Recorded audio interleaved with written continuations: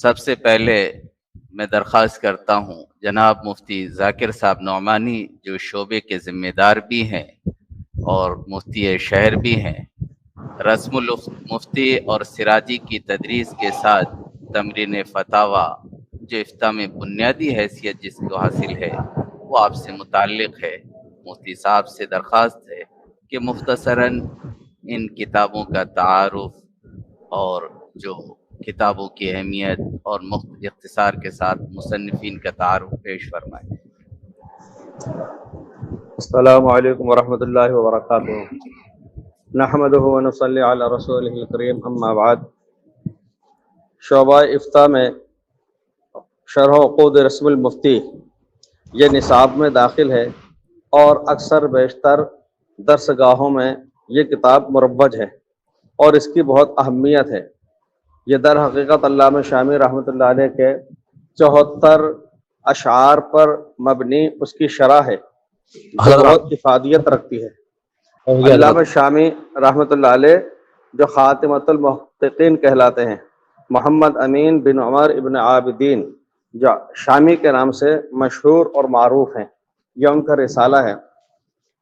اس رسالے کا نام رسم المفتی بھی اس کو کہا جاتا ہے اور شرح عقود رسم المفتی بھی کہا جاتا ہے۔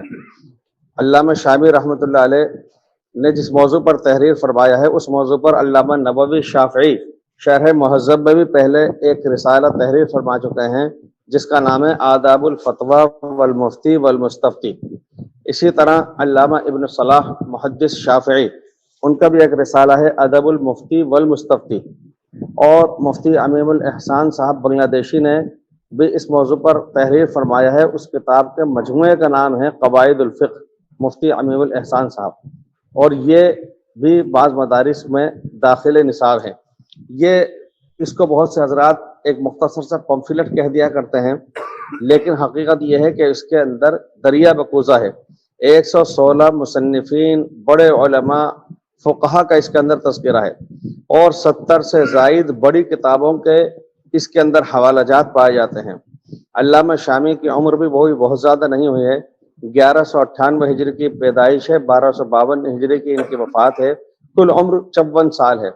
بہت کچھ کر گزرنے والی شخصیات اپنی کم عمری کے اندر بھی بہت کچھ کر گزرتی ہیں، جیسے کہ خود امام بخاری رحمۃ اللہ علیہ، امام شافعی رحمۃ اللہ علیہ، مولانا قاسم نانوتوی رحمۃ اللہ علیہ، علامہ جلال الدین سیوطی علیہ رحمہ، مولانا محمد یوسف صاحب کاندھلوی رحمۃ اللہ علیہ، اور صرف 39 سال کی کم عمری کے اندر بہت کارنامہ انجام دینے والی شخصیت علامہ عبدالحی لکھنوی فرج بحلی رحمۃ اللہ علیہ۔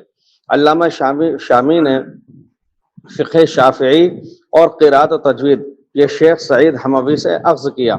اس کے بعد ان کے بعد میں حضرت سید محمد شاکر حنفی سے علم فقہ حاصل کیا۔ یہ بات بہت غور سے سننے اور سمجھنے کی ہے کہ وہ البحر الرائق اور شروحات ہدایہ بھی ان سے پڑھ رہے تھے۔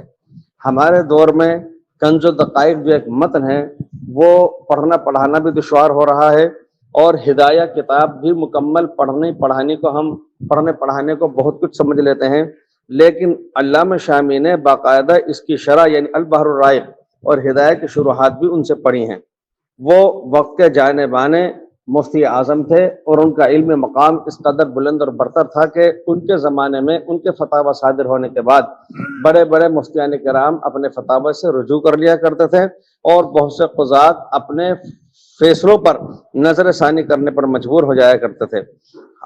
ہندوستان میں حضرت مولانا رشید احمد گنگوئی رحمۃ اللہ علیہ جو دیگر کتابوں سے جزئیات نکال کر کے فتاوی تحریر فرماتے تھے، لیکن جس وقت ہندوستان میں شامی آئی بقول حضرت مفتی محمد حسن گنگوئی رحمۃ اللہ علیہ کے کہ حضرت گنگوئی رحمۃ اللہ علیہ نے اس ایک کتاب پر اکتفا فرما لیا، قناعت فرما لی، اور اسی سے لکھنے لگے، اس لیے کہ یہ بہت ہی جامع کتاب ہے، بہت ہی مستند کتاب ہے، بہت ہی مسلم کتاب ہے۔ ہمارے استاد حضرت حکیم مفتی احمد حسن خان صاحب رحمۃ اللہ علیہ یہ بھی فرمایا کرتے تھے کہ علامہ شامی بہت اچھے منشی تھے۔ یہ منشی اس معنی میں نہیں ہے جو دفاتر میں نقل کیا کرتے ہیں، عبارات تحریر کیا کرتے ہیں۔ منشی سے مراد انشا پرداز سے، وہ انشا پرداز تھے اور بہت ہی اچھے مضمون نگار تھے۔ ان کی ادبی صلاحیت بہت ہی بہتر تھی کہ آدمی پڑھتا جائے۔ علم فقہ کو بعض لوگ خشک موضوع سمجھتے ہیں، لیکن ان کی عبارت اس انداز سے ہے کہ آدمی پڑھے تو پڑھتا چلا جائے اور سر دھنتا چلا جائے۔ یہ کتاب ہے رسم المفتی۔ بسم اللہ الرحمن الرحیم، الحمد للہ الذی من علینا فی البدایۃ بالہدایہ وانقذنا من الضلالۃ بمحض الفیض والعنایہ، والصلاۃ والسلام علی سیدنا محمد الذی هو الوقایۃ من الغوایہ وعلی آلہ واصحابہ ذوی الروایۃ والدرایہ صلاۃ وسلاما لا غایۃ لہما ولا نہایہ۔ اس کے ساتھ ایک دوسری کتاب جو اپنے شعبے میں پڑھائی جا رہی ہے وہ ہے سراجی۔ سراجی بہت اہم ترین فن ہے اور اس کو حدیث پاک میں نصف العلم بھی قرار دیا گیا ہے، اس کو حدیث پاک میں نصف العلم بھی فرمایا گیا ہے۔ یہ علم فرائض کہلاتا ہے، اس کو موارث اور علم میراث بھی کہا جاتا ہے۔ فرائض فریضتن کی جمع ہے، جس کے معنی ہے متعینہ حصہ، متعینہ مقدار۔ کوئی زمانہ تھا جب کوئی چیز متعین نہیں تھی، لیکن بعد میں شریعت مصطفی میں قرآن کریم کے اندر نازل کی گئی آیت وصیت، تو وصیت فرض تھی۔ اس کے بعد جب آیات میراث آئیں تو اس وصیت کے حکم کو اٹھا لیا گیا اور اس کے بعد میں مستقل طور پہ حق جل مجدہ نے وارثین کے حصص متعین فرما دیے۔ علم فقہ کی تعریف یہ ہے کہ یہ فن فقہ اور حساب کے ان قواعد کے جاننے کا نام ہے جن کے ذریعے سے میت کے ترکہ کو ورثہ کے درمیان صحیح تقسیم کرنے کی کیفیت اور ان کے درجات اور حقوق کی تفصیل معلوم ہو سکے۔ اور اس فن کا موضوع ہے ترکہ، اور اس کی غرض و غایت ہے وارثین اور مستحقین کو ان کے حقوق کی ادائیگی کی جائے، اور ایک مقصد اس کا ہے سعادت دارین۔ اس علم کی بہت فضیلت ہے۔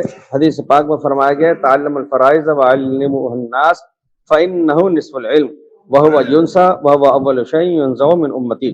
یہ سنن ابن ماجہ کی حدیث ہے، اس میں فرمایا گیا کہ علم فرائض کو سیکھو اور لوگوں کو اسے سکھلاؤ، بس بے شک یہ آدھا علم ہے اور یہ بھلا دیا جائے گا۔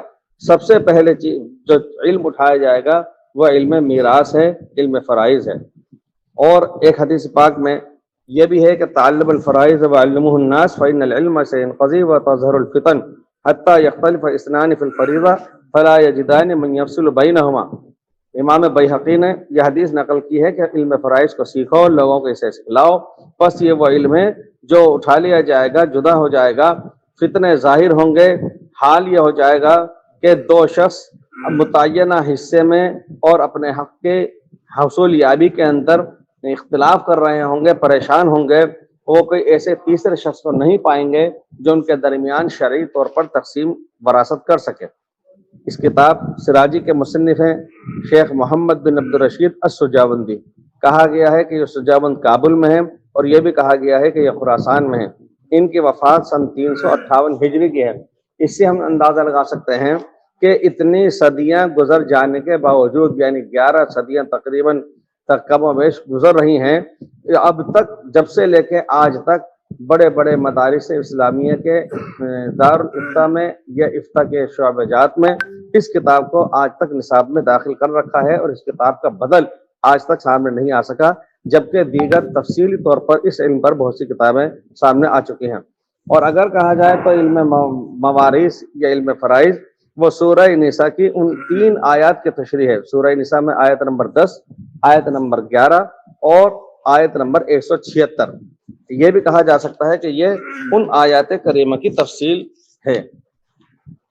اور ہمارے حضرت اب تیسری چیز جو اپنے یہاں داخل ہے اور لازمی طور پر بلکہ وہ جزو اعظم ہے شعبہ افتاء کا، وہ ہے تمرین فتاویٰ۔ ایک بات یہ عرض کر دوں کہ کسی زمانے میں مدارس کے اندر شعبہ افتاء الگ سے نہیں ہوا کرتا تھا جس میں کوئی متعینہ نصاب ہو، کوئی نظام الگ سے ہو، لیکن بعد میں چل کر کے مستقل طور پر ایک نصاب تیار کیا گیا۔ اس کی وجہ یہ ہے کہ پرانے زمانے کے اندر ہمارے علماء وہ بڑے محققین مفتیان کرام کی خدمت میں برسہ برس رہ کر کے تمرین کیا کرتے تھے، کتب مراجع کی طرف وہ مسائل تلاش کرتے تھے، عربی عبارات نکال کے وہ اپنے استاذ کو پیش کیا کرتے تھے، اور اس طرح ان کے اندر جلا پیدا ہوا کرتی تھی اور وہ باصلاحیت مفتی بنا کرتے تھے۔ ایک مرتبہ ہمارے حضرت مفتی محمود حسن گنگوئی رحمۃ اللہ علیہ سے کسی نے کہا کہ حضرت مجھے آپ افتاء کی ذاتی طور پر اجازت دے دیجئے۔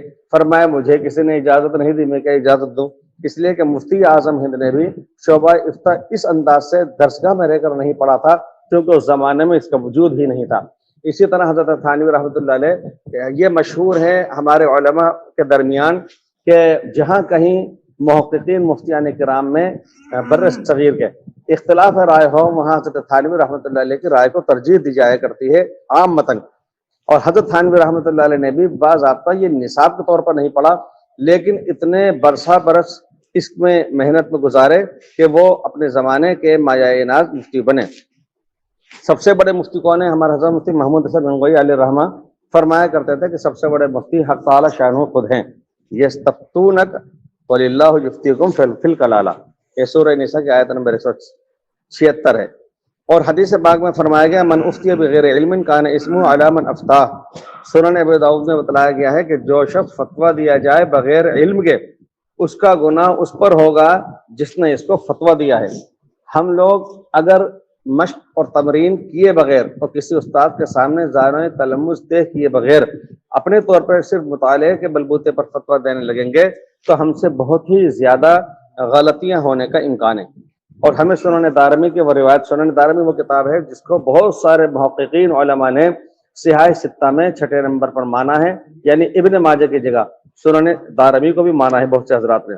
اس کی حدیث ہے کہ اجرؤکم علی الفتیہ اجرؤکم علی النار، جو فتویٰ دینے میں بہت زیادہ جری ہے تم میں سے وہ جہنم پر بہت زیادہ جرأت رکھ رہا ہے۔ اور مشکات شریف کے اندر ایک حدیث ہے اور وہ عام طور پر علماء کی زبان زد ہے، حتی اذا لم یبق عالما اتخذ الناس رؤوسا جہالا فسئلوا فافتوا بغیر علم فضلوا واضلوا۔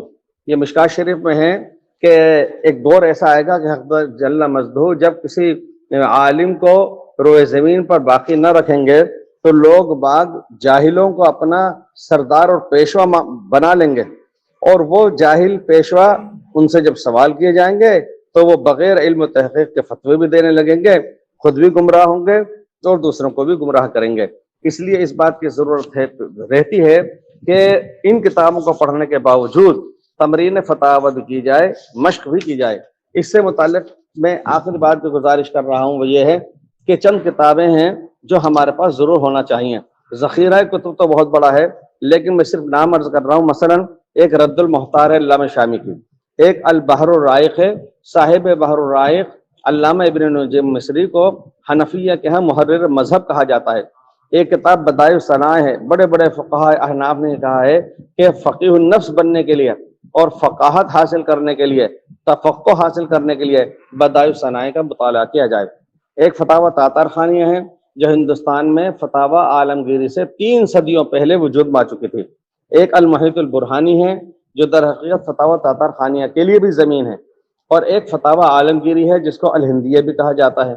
ایک کتاب جو صرف عبادات پر گرچہ مشتمل ہے اس کا نام حلبی کبیر ہے، وہ کبیری کے نام سے بھی جانی جاتی ہے، اور عبادات میں حضرت مفتی محمود حسن گنگوئی رحمۃ اللہ علیہ عام متن اس کتاب سے اخذ کر کے فتاوی تحریر فرماتے تھے۔ ایک کتاب شرفۃ القدیر ہے، اس کے مصنف علامہ ابن حمام حنفیہ میں محقق کے لقب سے مشہور معروف ہیں۔ ایک کتاب مبسوط سرخسی ہے جو در حقیقت مجموعہ ہے امام محمد بن حسن شیبانی کی کتابوں کا بھی، اور اس کی تفصیل اور تشریح بھی اس کے اندر ہے۔ اسی طریقے سے فتاوی خانیہ جس کو قاضی خان بھی کہا جاتا ہے، اور فتاوی بزازیہ، یہ 11 کتابیں ہیں جو ہمارے پاس میں ہونا چاہیے۔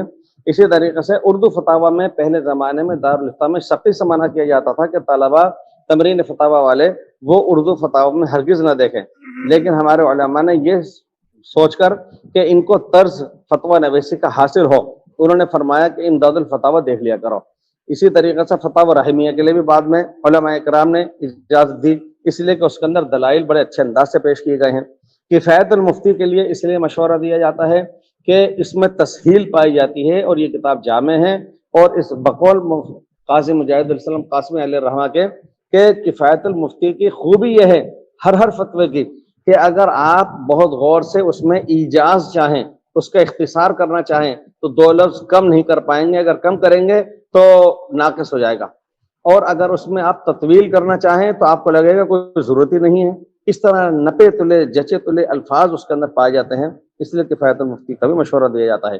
منتخبات نظام الفتاوی، یہ مفتی نظام الدین صاحب اعظمی علیہ الرحمہ ہمارے حضرت مفتی محمود حسن گنگوئی رحمۃ اللہ علیہ کے دو ہی میں یہ وہاں پر تھے، دونوں حضرات ایک ساتھ فتویٰ نویسی فرمایا کرتے تھے، فتاوی صادر فرمایا کرتے تھے، لیکن جدید مسائل پر مفتی نظام الدین صاحب کا بھی مطالعہ بہت وسیع تھا اور ان کے فتاوی بکثرت ہے، اس لیے منتخبات نظام الفتاوی، اور ایک اردو میں چونکہ میرے ناقص علم کے مطابق سب سے طویل اور مفصل وہ فتاوی محمودیہ ہے، اس کو بھی اپنی لائبریری میں رکھنا ہمارے لیے بہت مفید ثابت ہوگا۔ اسی کے ساتھ ساتھ چند وہ کتابیں جس کے اندر مباحث ہوں، ابحاث ہوں، اور جس کے اندر کسی خاص مسئلے کے اوپر تفسیر کے ساتھ بحث و تحقیق کے ساتھ میں پایا جاتا ہو مضمون، وہ بھی ہمیں رکھنا چاہیے۔ اس میں سب سے پہلے مشورہ دیا جاتا ہے مجموعہ رسائل ابن عابدین کا، دوسرے نمبر پر بوادر النوادر کا۔ یہ وہ کتاب ہے کہ حضرت مفتی اعظم شفیع صاحب رحمۃ اللہ علیہ حضرت تھانوی کی خدمت میں لے کر کے پہنچے طبعات کے بعد، تو حضرت نے اپنے ہاتھوں میں لے کر فرمایا کہ میری جان بس اسی میں اٹکی ہوئی تھی، اور چند دنوں بعد حضرت نے وفات پائی تھی۔ بوادر النوادر، مفتی اعظم شفیع صاحب رحمۃ اللہ علیہ کی جواہر الفقہ، اور موجودہ دور میں فقیہ العصر حضرت مولانا خالد سیف اللہ رحمانی صاحب زید مجدم کی جدید فقہی مسائل۔ حدیث سے متعلق میں ایک بات بطور خاص عرض کیا کرتا ہوں ہر سال، وہ یہ کہ ہم یہ نہیں سمجھتے کہ ہم فتوے لکھیں تو صرف فقہی جزیات تک اپنے آپ کو محدود کر کے رکھ لیں، بلکہ ہمیں چاہیے کہ قرآن کریم کی آیات میں اور تفاسیر میں بھی ہم تحقیق کریں، اور اس کے اندر سے مشورہ دیا جاتا ہے تفسیر ابن کثیر، گرچہ وہ شافعی المذہب ہو لیکن ہمیں احادیث کا ایک ذخیرہ ملے گا۔ اسی طریقے سے احکام القرآن للجساس الرازی الحنفی، گرچہ یہ 2 جلدوں میں ہے، بعض جگہ 3 جلدوں میں ہے، یہ کتاب ایسی ہے جس کے حوالے خود علامہ قرطبی مالکی نے الجامع لاحکام القرآن میں دیے ہیں۔ تو یہ دونوں کتابیں احکام القرآن للجساس اور الجامع لاحکام القرآن للقرطبی، یہ بھی ہمارے مطالعے میں رہے تو بہت مفید ہے۔ ہاں، اور ہمارے سے نزدیک تر زمانے میں 2 حنفی نشبندی حضرات، ایک قاضی ثناء اللہ پانی پتی رحمۃ اللہ علیہ، ان کی تفسیر مظہری، گرچہ وہ اردو میں بھی آ چکی ہو، لیکن مشورہ یہ دیا جاتا ہے کہ ان کی خود کی اپنی عربی میں لکھی ہوئی تفسیر ہمارے پیش نظر رہے، اور ایک ہے تفسیر روح المعانی علامہ آلوسی بغدادی نقشبندی حنفی کی۔ یہ کتابیں ہمارے سامنے ہونا چاہیے۔ میں 2 شعر عرض کر کے بات ختم کرتا ہوں۔ ہمارے حضرت استاد حضرت مفتی حکیم احمد حسن خان صاحب رحمۃ اللہ علیہ یہ بہت پڑھا کرتے تھے کہ لو کان ھذا العلم یدرک بالمنى ما کان یبقى فی البریۃ جاہل، اگر علم صرف تمنائیں کر لینے سے حاصل ہو جائے تو روئے زمین پر کوئی جاہل باقی نہ رہے، اس کے لیے تو محنت کرنا ہوتی ہے۔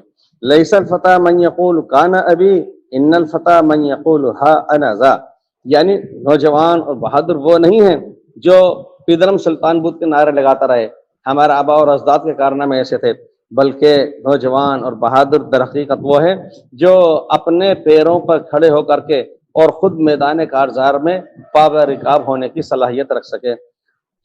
وآخر دعوانا ان الحمدللہ رب العالمین، والسلام علیکم۔ جزاکم اللہ۔